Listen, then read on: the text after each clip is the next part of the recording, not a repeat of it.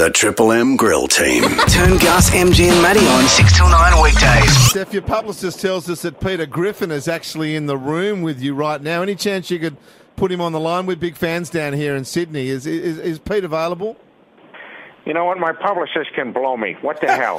You know, giving me away like that. Who the hell does he think he is? You guys think you talk funny. This is how we talk in Rhode Island. We got to walk around all day sounding like this. And what about Stewie? We heard that Stewie's in the background. Is he there, Stewie? Oh, yes, well, he's a bit more civilized. A bit more civilized in his dialect.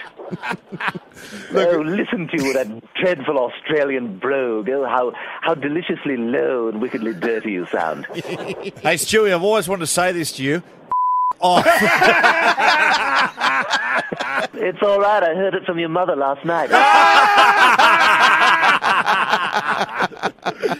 Well, I'm sorry. You know what? I'm sorry. I don't know why he said that. That was so out of line.